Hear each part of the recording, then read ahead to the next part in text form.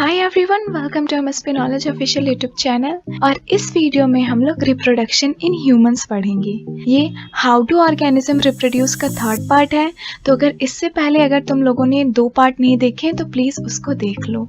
इसके नोट्स तुम लोगों को टेलीग्राम चैनल पे मिल जाएंगे। सो बिना टाइम वेस्ट करे अब हम लोग ये वीडियो स्टार्ट करते हैं। सो जैसा कि हम लोगों ने पिछले पार्ट में पढ़ रखा है, ह्यूमंस जो है वो sexual mode of reproduction follow करते हैं। सेक्सुअल मोड ऑफ रिप्रोडक्शन में हमेशा 2 पेरेंट्स की रिक्वायरमेंट रहती है, एक हो गया मेल और दूसरी हो गई फीमेल। तो human sexual mode of reproduction follow करते हैं। अब देखो, तुम लोगों के 13 ईयर से लेके ऑलमोस्ट 18 ईयर तक की एज को हम लोग बोलते हैं प्यूबर्टी। इस टाइम पीरियड को हम लोग प्यूबर्टी बोलते हैं। The period of life when production of germ cells start in a body, this period of sexual maturation is called puberty। तो इस टाइम पीरियड में तुम लोगों की बॉडी के अंदर गैमेट फॉर्मेशन शुरू हो जाता है और इस पीरियड को हम लोग बोलते हैं प्यूबर्टी या फिर हम लोग एडोलेसेंट पीरियड बोलते हैं। तो तुम लोग जिस पीरियड में हो उसको हम लोग एडोलेसेंट या फिर प्यूबर्टी पीरियड बोलते हैं। क्यों ऐसा बोलते हैं? क्योंकि इस समय तुम्हारी बॉडी के अंदर बहुत सारे इमोशनल और फिजिकल चेंजेस हो रहे होते हैं और तुम लोग सेक्सुअली मैच्योर हो रहे होते हो। तो इससे बहुत सारे चेंजेस आते हैं बॉडी के अंदर। अब हम लोग वो सारे चेंजेस पढ़ लेते हैं कि कौन कौन से चेंजेस आते हैं प्यूबर्टी या फिर एडोलेसेंट एज में। तो अब हम लोग बात करते हैं कि चेंजेस क्या क्या आते हैं प्यूबर्टी में। तो कुछ चेंजेस मेल और फीमेल दोनों में कॉमन रहते हैं, जैसे thick hair grown on armpit and genital area. Under arms के एरिया को ही हम लोग आर्मपिट बोलते हैं और जेनाइटल एरिया हो गया ये वाला पार्ट। और क्या चेंजेस आते हैं? Skin become oily and may result in pimples. तो पिंपल्स आना काफी कॉमन बात है तुम लोगों की एज में। और एंगर इश्यू और रिस्क टेकिंग एटीट्यूड, ये तो बहुत ही ज्यादा कॉमन रहता है तुम लोगों की एज में। तो इसलिए ये सारे के सारे चेंजेस कॉमन रहते हैं गर्ल्स और बॉयज में। सो ये सारे के सारे चेंजेस कॉमन रहते हैं मेल और फीमेल में। अब हम लोग बात कर लेते हैं कि स्पेसिफिकली गर्ल्स में कौन कौन से चेंजेस आते हैं प्यूबर्टी के दौरान। तो फर्स्ट है breast size increase to begin. तो ब्रेस्ट साइज इंक्रीज होता है और दूसरा गर्ल्स बिगिन टू मेंस्ट्रुएट। तो ये मेंस्ट्रुएशन क्या होता है ये हम लोग इसी वीडियो में आगे पढ़ेंगे। तो अभी के लिए बस इतना जानो कि ब्रेस्ट साइज इंक्रीज होता है और मेंस्ट्रुएशन स्टार्ट हो जाता है। बॉयज में क्या क्या चेंजेस आते हैं? फर्स्ट है thick hair grown on face.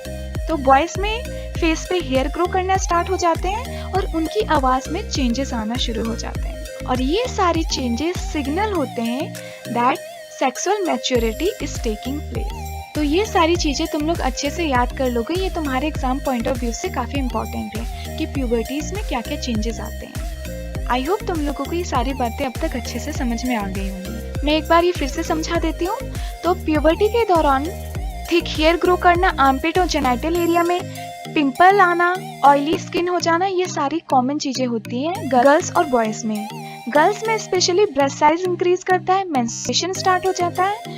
और बॉयज में फेस में हेयर ग्रो करना स्टार्ट हो जाते हैं और वॉइस चेंजेस स्टार्ट हो जाते हैं। तो ये सारे के सारे चेंजेस होते हैं प्यूबर्टी में।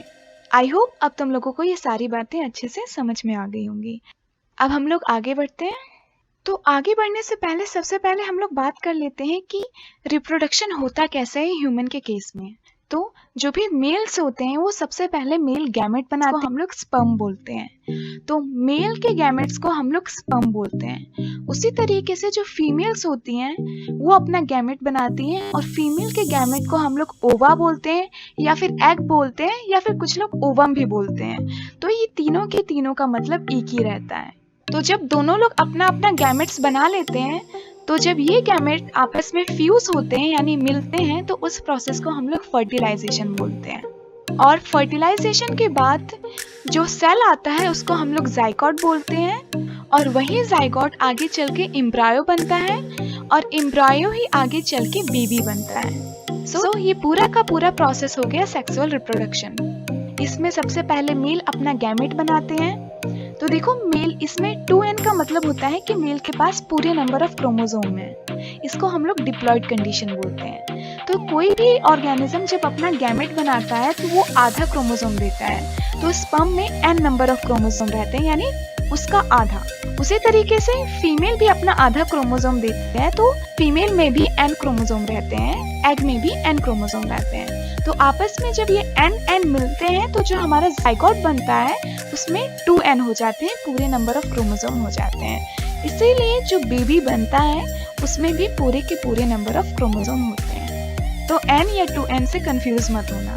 गैमेट्स में हमेशा n रहते हैं और ऑर्गेनिज्म में हमेशा 2n होते हैं।